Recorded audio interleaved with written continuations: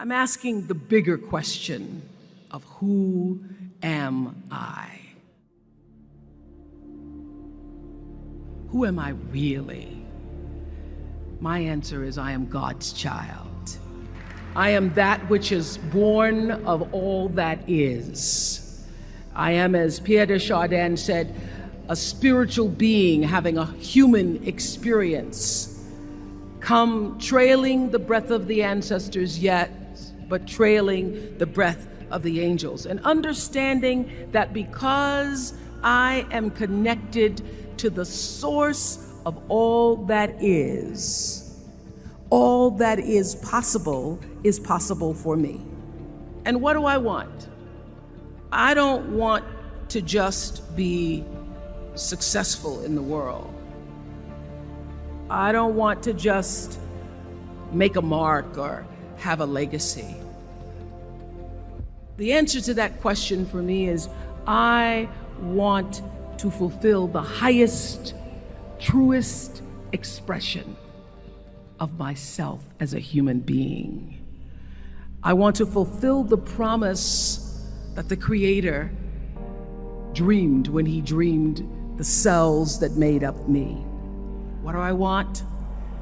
You must have some kind of vision for your life. Even if you don't know the plan, you have to have a direction in which you choose to go. I never was the kind of woman who liked to get in a car and just go for a ride. You want to be in the driver's seat of your own life, because if you're not, life will drive you. Knowing who you really are in this space and time that we embody. That's number one. What do you want? Who are you? Number two, you must find a way to serve. Martin Luther King said that not everybody can be famous, but everybody can be great, because greatness is determined by service. Now, we live in a world where everybody wants to be famous and where we admire people for just being famous. We think being known brings us value. The truth is, all of that will fade in time. Service and the significance that you bring to your service is that which is lasting. So to be able to, whatever your occupation or job or talent or gift is, our honorees today getting doctorate degrees, to apparently opposite fields, HIV and AIDS and the spoken word.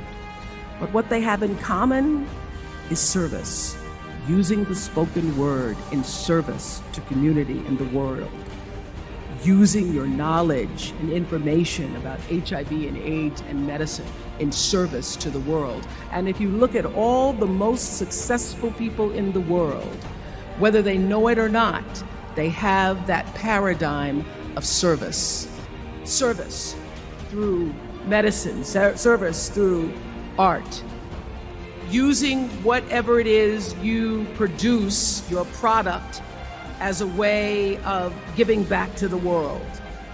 When you shift the paradigm of whatever it is you choose to do to service, and you bring significance to that, success will, I promise you, follow you. Be excellent. Let excellence be your brand. Everybody talks about building a brand. I never even knew what that was. When people say, you're a brand, I would say, no, I'm just Oprah.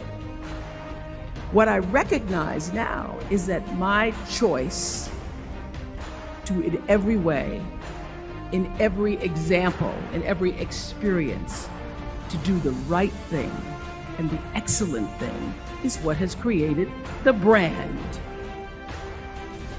Years ago, I did an ad for Revlon for an ad they were doing called Unforgettable Women.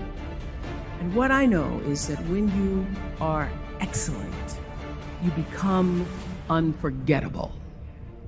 People remember you. You stand out. Regardless of what it is, you become an unforgettable woman. And that is what we all want. We want to be unforgettable and not forgettable.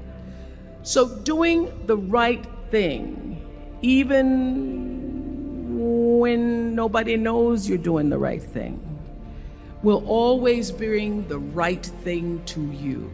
I promise you that. Why? Because the third law of motion is always at work. For every action, there's an equal and opposite reaction. That is so true in all of our lives. Everything you even try to do to me, already done to you. So you don't have to worry about revenge or getting back at somebody, making sure they pay. You just have to do the right thing, and the right thing will follow you even when people don't support it. I remember many times on my show. There are many shows y'all never saw. And the reason you didn't see them is because I got the last vote. The most important thing I have come to know in doing the right thing and making the right choices is understanding what we talked about yesterday. All of you leaving here have the potential for enormous success. There's a price that comes with that. People don't always like you, and they're not always happy for you. And if you surround yourself with people who are not accustomed to your success, they become fearful, they become scared, because you are reflecting back something to them that they don't recognize.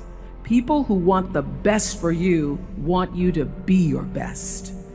So my greatest advice to you is to surround yourself with people who are going to fill your cup until your cup runneth over. I'm so full, my cup runneth over. And to know that once your cup runneth over, you cannot spend your life with your gallon-size offerings, offering them to pint-sized people. You have got to surround yourself with gallon-sized people who can hang in the same company with you, so that you're not offering your gallons to those little pints out there who can't hold it anyway. The biggest choices begin and end with you, your internal big questions. Who do I want to be in the world? My relationship to source energy, to all that is God.